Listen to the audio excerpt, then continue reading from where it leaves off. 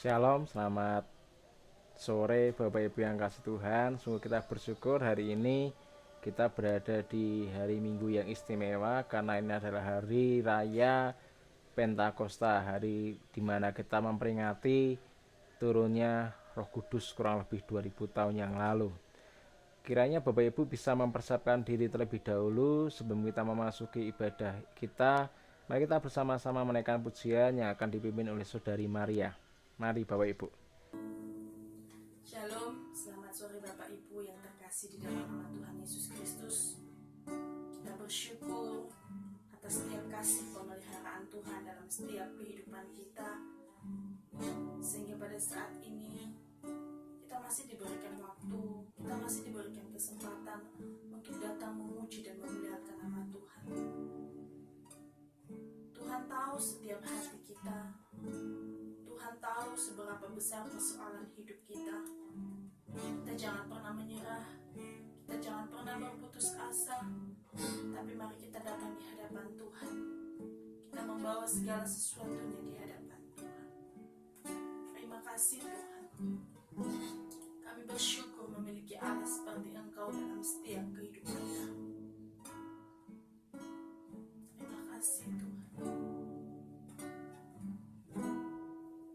Kita naikkan pujian yang mengatakan kini saatnya berdiri di altarnya. Ini saatnya berdiri di altarnya. Sebab Allah Maha Kudus.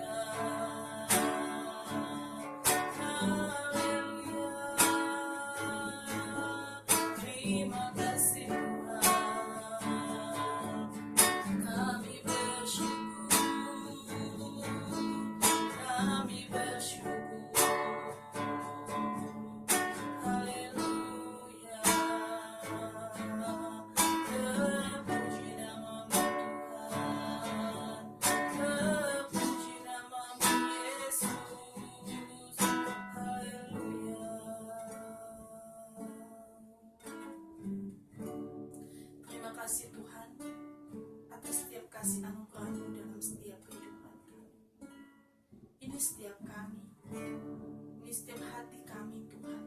Kami datang di hadirat-Mu, memuji, memuliakan nama. Terima kasih Tuhan.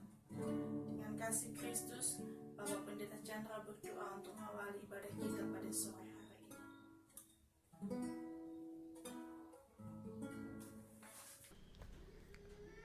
Bahwa sesungguhnya pertolongan kita datangnya daripada pihak Tuhan Allah yang telah menjadikan langit dan bumi serta segala alam. Dia yang senantiasa setia di dalam memelihara seluruh pekerjaan tangannya dan yang tidak pernah sedetik pun meninggalkan setiap kita. Kiranya turunlah atas setiap kita pada sore malam hari ini dan anugerah dengan berkat, dengan damai sejahtera, dan kekuatan kuasa dan penyembahan pemulihan yang berasal daripada Allah Bapa, Allah Putra, Allah Kudus dalam nama Tuhan Yesus Kristus. Terberkatilah kita sekalian pada sore malam hari ini. Sukai bersyukur Tuhan masih memberikan kami waktu dan kesempatan untuk kami masih bisa beribadah di tengah-tengah situasi corona ini. Tuhan masih memberikan kami waktu kesempatan untuk bisa menghormati, mengkuduskan hari Sabat-Mu. Terkhusus saat hari ini kami merayakan Hari Raya Pentakosta, kami mensyukur ya Tuhan pencurahan Roh Kudus yang telah Tuhan curahkan kepada setiap kami. Kami akan menyerahkan ibadah kami dari awal pertama sampai nanti. Kiranya Tuhan berkati, biar kuasa Tuhan bekerja. Dalam nama Yesus, berkati setiap peralatan yang kami pakai, berkati setiap jemaat yang ada, demikian juga setiap kami yang melayani baik hamba-Mu maupun Saudari Maria. Dalam nama Yesus, haleluya, amin. Saat ini kita akan siapkan hati kita untuk mendengarkan firman Tuhan.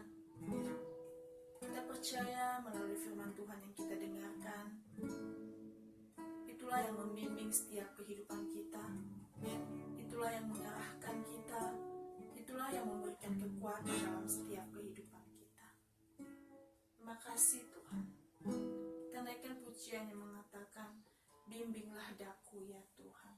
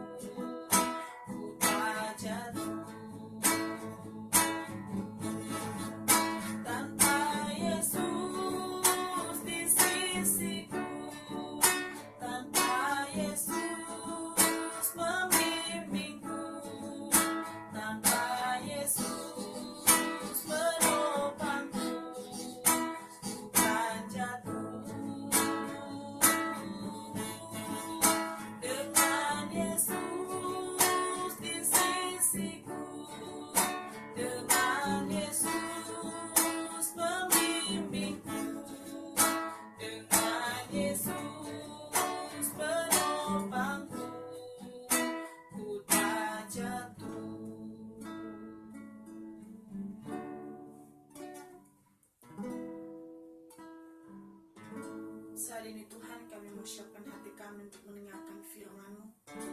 Berbicaralah kepada kami Tuhan, karena tanpa Engkau membimbing kami, Tanpa Engkau menuntun setiap kehidupan kami akan jatuh Tuhan.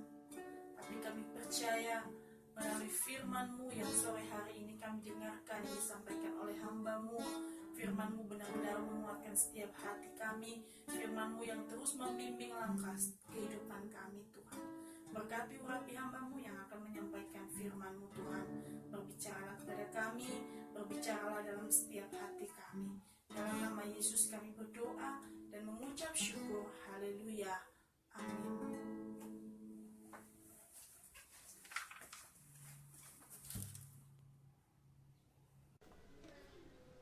Ya Bapak Ibu, pada kesempatan sore malam hari ini di Hari Raya Pentakosta, saya mengajak Bapak Ibu untuk bersama-sama merenungkan sabda firman Tuhan yang terambil dari kitab Kisah Para Rasul pasal yang keempat ayat yang ke-13. Kisah Para Rasul pasal 4 ayat yang ke-13. Saya akan membacakan untuk setiap kita. Demikian firman Tuhan. Ketika sidang itu melihat keberanian Petrus dan Yohanes dan mengetahui bahwa keduanya orang biasa yang tidak terpelajar, heranlah mereka. Dan mereka mengenal keduanya sebagai pengikut Yesus. Saya akan ulangi Bapak Ibu sekali lagi. Ketika sidang itu melihat keberanian Petrus dan Yohanes dan mengetahui bahwa keduanya orang biasa dan tidak terpelajar, heranlah mereka. Dan mereka mengenal keduanya sebagai pengikut Yesus. Kita akan berdoa. Kiranya Tuhan boleh berfirman kepada setiap kami di tengah-tengah keterbatasan kami di dalam beribadah. Kiranya Tuhan tetap berbicara, Tuhan tetap berfirman. Hamba-Mu hanya manusia biasa, penuh dengan keterbatasan kelemahan. Kiranya Roh Kudus boleh memberkati, mengurapi hamba-Mu ini. Dalam nama Yesus, haleluya, amin. Bapak Ibu yang kasih Tuhan, hari ini adalah hari yang istimewa karena bertepatan dengan peringatan Hari Raya Pentakosta, Hari Raya turunnya Roh Kudus kurang lebih 2000 tahun yang lalu, seperti yang telah dijanjikan oleh Tuhan Yesus saat Tuhan Yesus naik ke surga. Roh Kudus sudah tercurah, Roh Kudus sudah ada di dalam hati kita, di dalam hidup kita. Cuma seringkali Bapak Ibu, pemahaman daripada orang Kristen seringkali ada yang tidak tepat, ada yang salah berkenaan dengan Hari Raya Pentakosta ini. Ada beberapa orang Kristen yang menganggap bahwa kalau dirinya dipenuhi oleh Roh Kudus, satu-satunya tanda adalah orang tersebut bisa berbahasa roh. Sehingga Hari Raya Pentakosta hanya diidentikan dengan situasi bahwa orang tersebut bisa berbahasa roh. Namun kalau kita bersama-sama pelajari, baik itu dalam kitab Kisah Para Rasul maupun juga di dalam kitab-kitab yang lain, ternyata tanda seseorang yang dipenuhi oleh Roh Kudus bukan hanya sekedar bisa berbahasa roh. Bapak Ibu bisa melihat di dalam kitab 1 Korintus pasal yang ke-14 dan segala macamnya. Ibu bisa menemukan bahwa bahasa roh itu hanya salah satu tanda seseorang memiliki karunia. Artinya apa? Seseorang yang dipenuhi oleh Roh Kudus harusnya tidak hanya bisa berbahasa roh. Tetapi kalau Bapak Ibu melihat di dalam kitab Kisah Para Rasul pasal 4 ayat 13 ini, di dalam kalimat yang terakhir Bapak Ibu dikatakan bahwa dan mereka mengenal keduanya sebagai pengikut Yesus. Jadi orang-orang yang hadir di dalam sidang Mahkamah Agama pada waktu itu mengenal Petrus dan Yohanes sebagai pengikut Yesus. Jadi Petrus maupun Yohanes saat hidup mereka dipenuhi oleh Roh Kudus, maka kehidupan mereka adalah kehidupan yang kemudian dikenal oleh orang-orang lain sebagai pengikut Yesus. Jadi seseorang yang dipenuhi oleh Roh Kudus harusnya memiliki yang namanya perubahan, transformasi dari hidup yang jauh daripada Tuhan beralih berproses menjadi hidup yang mengikuti Yesus. Jadi orang yang hidup dipenuhi Roh Kudus bukan hanya sekadar terlihat di dalam ibadah saja dia bisa berbahasa roh. Enggak, tetapi hidupnya secara total dipengaruhi, digerakkan, dipenuhi oleh Roh Kudus sehingga hidupnya bisa serupa segambar dengan Tuhan Yesus. Itu adalah boleh dikatakan tanda paling utama seseorang dipenuhi Roh Kudus. Dan mari saja Bapak Ibu untuk melihat ada 3 hal yang menjadi bukti, 3 hal yang menjadi tanda bagaimana Yohanes dan Petrus hidupnya dipenuhi oleh Roh Kudus. Sebelumnya Bapak Ibu, saya mengajak Bapak Ibu untuk melihat di dalam kitab Kisah Para Rasul pasal 4 ayat 13 ini, kalimat yang pertama Bapak Ibu. Ketika sidang itu melihat keberanian Petrus dan Yohanes dan mengetahui bahwa keduanya orang biasa yang tidak terpelajar, heranlah mereka. Jadi Bapak Ibu, pada waktu itu Petrus dan Yohanes itu sedang diperhadapkan di tengah-tengah sidang mahkamah agama, sidang yang menuntut pertanggungan jawab daripada Petrus dan Yohanes karena mereka tetap dan boleh katakan giat di dalam mengabarkan tentang Kristus Yesus. Karena itu mereka kemudian diperhadapkan di sebuah sidang. Petrus dan Yohanes dikatakan di ayat ini bahwa keduanya orang biasa yang tidak terpelajar. Orang biasa yang tidak terpelajar. Di dalam bahasa Yunani, kata orang biasa yang tidak terpelajar ini sebenarnya diartikan punya 2 hal. Yang pertama adalah orang terpelajar, orang yang tidak terpelajar ini, orang yang biasa ini berbicara bagaimana mereka sebenarnya adalah orang-orang yang tidak mendapatkan pendidikan secara formal. Sebagai background Bapak Ibu, orang-orang Yahudi sebenarnya mereka adalah orang-orang yang punya boleh dikatakan tingkat pendidikan yang sebenarnya luar biasa. Berdasarkan Ulangan pasal 6 ayat 6, maka orang tua itu punya kewajiban untuk mendidik anaknya. Dan itu terjadi pada waktu anak itu usia 1 sampai 4. Usia 1 sampai 4, pendidikan itu ada di bawah pengawasan orang tua yang mengajar mereka Taurat, yang mengajar mereka akan liturgi dan segala macam. Tetapi pada waktu usia 4 sampai 12 tahun, maka anak-anak akan diserahkan di bawah pengasuhan atau guru-guru agama yang semacam kalau sekarang adalah di PPA. Jadi diserahkan ke sinagog dan selama 1 tahun paling tidak 1000 jam. Jadi itu adalah pendidikan daripada orang-orang Yahudi. Namun bagi orang-orang yang betul-betul pintar dan orang-orang yang mampu, akhirnya mereka akan disekolahkan pada usia 12 tahun sampai usia 30 tahun. Sama seperti Paulus yang di bawah pendidikan daripada Gamaliel. Tapi yang namanya Petrus dan Yohanes tidak menempuh pendidikan formal. Mereka tidak terpelajar, di mana secara bahasa sebagai seorang nelayan mungkin bahasanya adalah bahasa yang tidak terstruktur secara SPOK. Yang mungkin bahasanya adalah bahasa yang kasar. Dan dikatakan juga kata tidak terpelajar ini dalam bahasa Yunaninya adalah berbicara mengenai idiot. Orang yang bodoh, orang yang goblok. Tetapi apa yang disampaikan oleh Petrus dan Yohanes di hadapan sidang itu membuat orang-orang terheran. Orang-orang yang berpendidikan, orang-orang yang pintar itu heran. Karena apa? Karena Petrus dan Yohanes dipenuhi oleh Roh Kudus. Hal itu akan nampak di dalam Kisah Rasul pasal yang keempat ayat yang ke-8. Maka jawab Petrus penuh dengan Roh Kudus, hai pemimpin-pemimpin umat dan tua-tua dan segala macam. Di situ dikatakan penuh dengan Roh Kudus. Jadi hal yang pertama, saat hidup seseorang penuh dengan Roh Kudus, sama seperti Petrus dan Yohanes, orang yang biasa dimampukan atau dirubah menjadi orang yang luar biasa.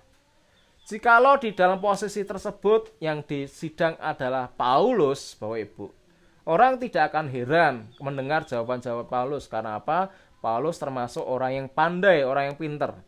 Tetapi situasi yang berbeda Kalau yang menjawab adalah Petrus dan Yohanes, yang dikatakan adalah mereka adalah orang yang biasa, orang yang tidak terpelajar, orang yang idiot. Sehingga saat hidup seseorang penuh dengan Roh Kudus, percayalah Roh Kudus akan dapat mengubah kehidupan yang biasa-biasa menjadi luar biasa. Itu tanda pertama hidup seseorang yang penuh dengan Roh Kudus. Yang biasa dirubah menjadi luar biasa. Hal yang kedua Bapak Ibu, mari saja melihat di dalam Kisah Para Rasul pasal 4 ayat yang ke-14. Tetapi karena mereka melihat orang yang disembuhkan itu berdiri di samping kedua rasul itu, mereka tidak dapat mengatakan apa-apa untuk membantahnya. Jadi Bapak Ibu, memang sidang itu juga berkaitan dengan situasi di mana dalam pasal 3 ayat pertama ayat 10, di mana ada orang lumpuh yang sudah lumpuh sejak lahirnya tidak bisa berjalan. Dan kemudian berjumpa dengan Petrus dan Yohanes di depan pintu gerbang indah, di mana pada waktu itu orang lumpuh minta sedekah daripada Petrus dan Yohanes. Tapi Petrus dan Yohanes menjawab di dalam Kisah Rasul pasal 3 ayat yang ke-5. Lalu orang itu menatap mereka dengan harapan akan mendapat sesuatu dari mereka. Ayat yang 6. Tetapi Petrus berkata, emas dan perak tidak ada padaku, tetapi apa yang kupunyai kuberikan kepadamu. Demi nama Yesus Kristus orang Nazaret itu berjalanlah. Jadi orang lumpuh itu disembuhkan oleh siapa? Oleh Petrus dan Yohanes. Jadi hal yang kedua, seseorang yang dipenuhi oleh Roh Kudus, orang tersebut akan dapat menghasilkan, mengalami mujizat. Petrus dan Yohanes dipenuhi oleh Roh Kudus sehingga dia dipakai oleh Tuhan dan dia mampu mengadakan mujizat sehingga orang lumpuh yang lumpuh sejak lahirnya dapat bisa berjalan, Bapak Ibu. Saya percaya kehidupan orang Kristen yang baik, kehidupan orang Kristen yang sehat adalah kehidupan yang hidupnya setiap hari mengalami mujizat demi mujizat daripada Tuhan. Baik mujizat-mujizat yang dia anggap sederhana, yang kecil, maupun mujizat-mujizat yang besar. Hidup seseorang yang dipenuhi oleh Roh Kudus haruslah hidup yang dipenuhi dengan mujizat. Dan saya percaya sampai hari ini Bapak Ibu dan saya terus mengalami mujizat itu. Dan hal yang ketiga Bapak Ibu, saya mengajak Bapak Ibu untuk melihat dalam kitab Kisah Para Rasul pasal yang keempat ayat yang keempatnya.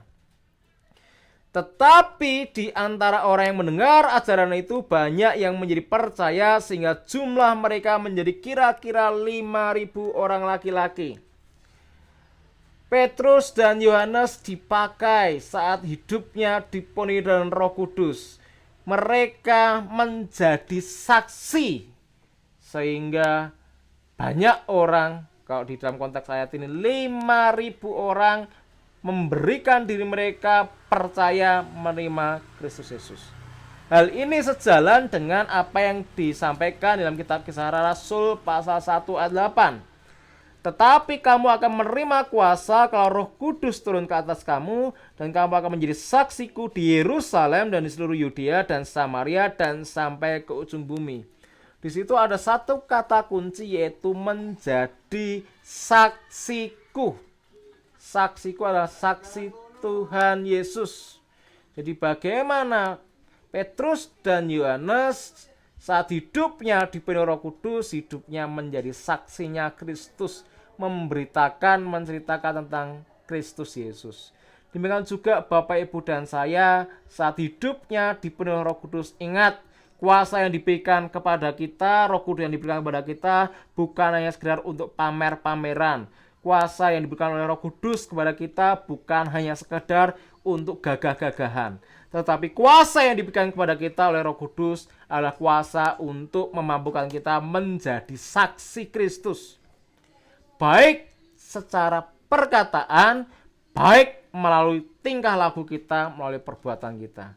Biarlah kehidupan kita betul-betul menjadi saksi di tengah-tengah lingkungan kita, di tengah keluarga kita, keluarga besar kita, tetangga kita, di tengah lingkungan kita, di tempat tengah rekan-rekan sekerja kita. Marilah kita menjadi saksinya Kristus, supaya orang-orang mengenal bahwa ada Kristus di dalam hidup kita, supaya orang-orang yang belum terima Yesus, mereka bisa terima Yesus. Karena apa? Melihat kita adalah pengikut Yesus.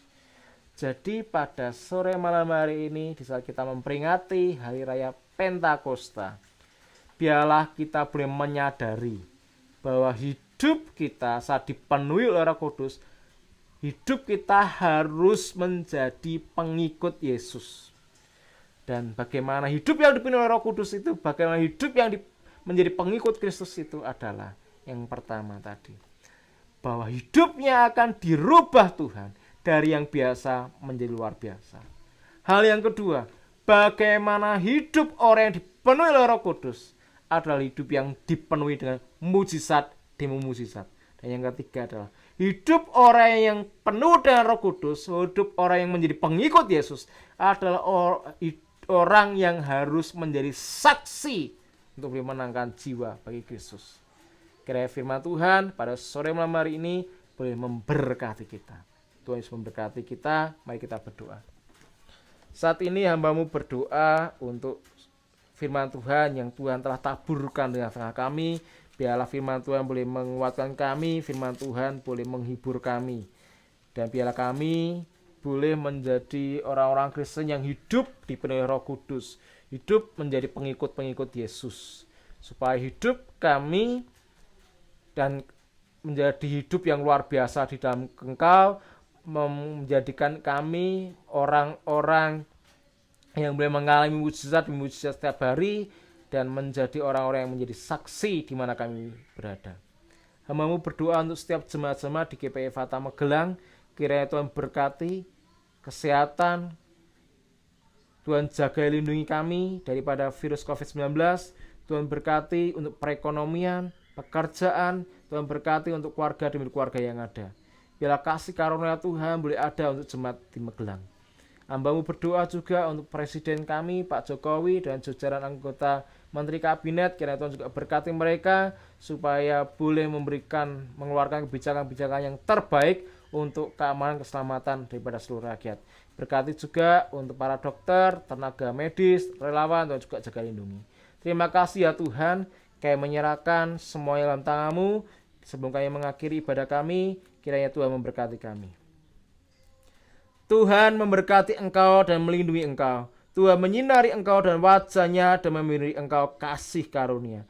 Tuhan menghadapkan wajahnya kepadamu dan memberi engkau damai sejahtera. Kiranya kita boleh pulang ke rumah kita masing-masing dalam berkat yang berasal dari Allah Bapa, dalam kasih karunia daripada Tuhan Yesus Kristus dan perantara Roh Kudus, menyertai kita sekalian dari sekarang sampai Maranatha. Tuhan Yesus memberkati kita sekalian. Amin. Bapa, terima kasih.